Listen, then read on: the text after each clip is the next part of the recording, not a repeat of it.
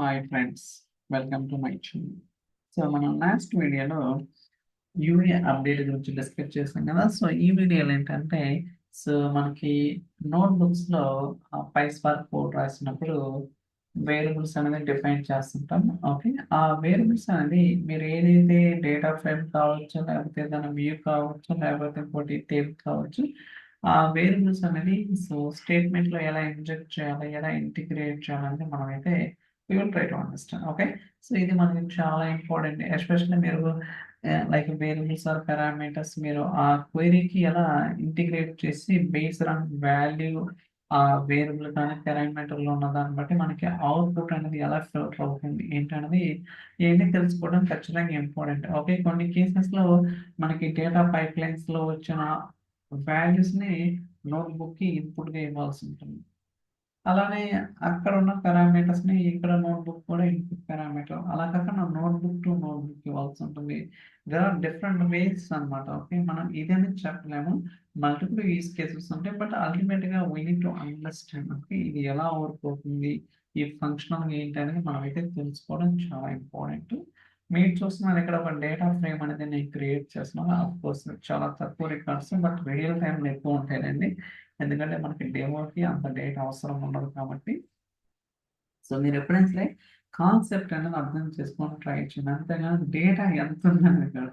So చాలా మంది అడిగారు, సో మీరు డేటా సెట్లు ఏమి యూజ్ చేస్తారంటే, నీకు 1,00,000 రికార్డులు ఉన్నా 10 లక్షలు ఉన్నా doesn't matter, it matters only how it is working. మీరు ఏం ఎలా వర్క్ అవుతుందో అది నేర్చుకోవడం ఇంపార్టెంట్, కానీ అది 10 లక్షలు ఉంటే 1,00,000 ఉంటుంది, అది 10 రికార్డులు ఉంటాయి. ఓకే, పెద్ద డిఫరెన్స్ అంటే ఏమన్నా.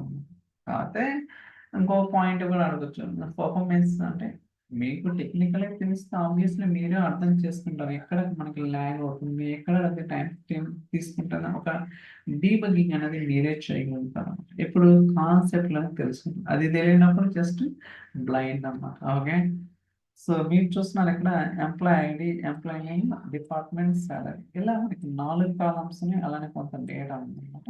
ఇప్పుడు ఏదైతే ఈ డేటా ఉందో దీనికి సో వేరియబుల్స్ అనేది డిఫైన్ చేసి ఆ వేరియబుల్స్ అనేది ఎలా ఇవ్వాలని చూద్దాం. సో నేను ఇక్కడ ఒక వేరియబుల్ డిఫైన్ చేశాను, ఎంప్లాయ్ ఐడి. సో మీరు చూడొచ్చు, సో మౌస్ అవుట్ చేస్తే అది ఇంటీజర్ అన్నమాట.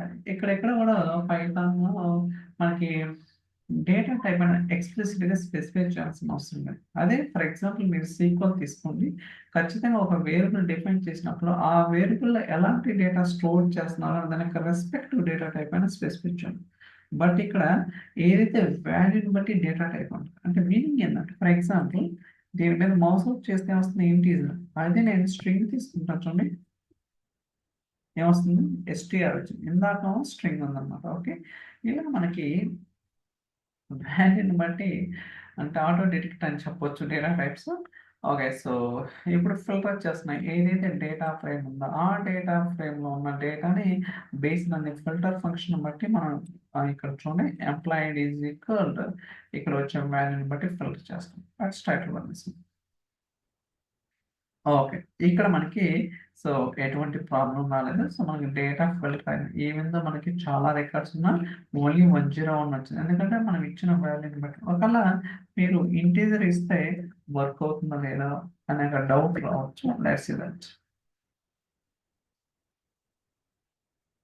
చూడండి, ఒకవేళ మీకు స్ట్రింగ్ ఉంటే దాన్ని సో ఇంటి కింద కూడా కన్వర్ట్ చేసుకోవచ్చు. Okay, so let's try to run this. So ఏవైనా సో ఇప్పటికి ఇందాక దానికి చెప్పినాను కూడా సో వర్క్ అవడానికి ఛాన్సెస్ అయితే ఉంటాయి అన్నమాట. చూడండి సేమ్ అవుట్పుట్ వచ్చింది. ఇన్ కేస్ మీకు వచ్చే వాల్యూ స్ట్రింగ్ టైప్ ఉండి మీరు ఇక్కడ కాలం నేమ్ అనేది ఇంటీజర్ అయితే అలాంటి కేసెస్లో మీరు కన్వర్షన్ టైప్ కాస్టింగ్ అనేది చేసుకొని సో అలా కూడా చేయొచ్చు అనమాట. ఇది ఒక వే. ఓకే, సో ఇలా డిఫైన్ చేసుకోవచ్చు. అలా కాకుండా సో మీరు ఇలా డిఫైన్ చేసి ఏదైనా అగ్రిగేషన్ అంటే స్పెసిఫిక్ కాలం అనేది మీరైతే తీసుకోవచ్చు అనమాట. సో మనందరికీ తెలుసు ఫిల్టర్ ఫంక్షన్ ఏంటి, వచ్చిన డేటా ఫ్రేమ్ నుంచి బేస్డ్ అనే కండిషన్ బట్టి ఆ కండిషన్ ట్రూ అయితే ఆ రెస్పెక్టివ్ వాల్యూస్ ఫిల్టర్ అయ్యి మనకు అవుట్పుట్ వస్తాయి. అదే సెలెక్ట్ అనుకోండి, ఆ డేటా ఫ్రేమ్లో ఏదైతే కాలమ్స్ ఉంటాయో ఆ కాలమ్స్లో కొన్ని మాత్రమే వస్తాయి. అంటే మీకు కావాల్సిన కాలమ్సే ఫిట్ చేసుకోవచ్చు. ఓకే, సో దానికోసం నేను ఎంప్లాయ్ ఐడి 104కి ఎంతైతే శాలరీ ఉందో అది మాత్రమే ప్రింట్ చేస్తున్నాను. సో ఇలా రాసుకోవచ్చు. మీరు ఇలా కూడా అంటే సో ఎలా అయినా డిఫైన్ చేసుకోవచ్చు, లేకపోతే లింక్ ఫంక్షన్ యూజ్ చేసుకుని సో మీరు ఎలా అయినా డిఫైన్ చేసుకోవచ్చు. మన దగ్గర మల్టిపుల్ వేస్ ఉంటాయి.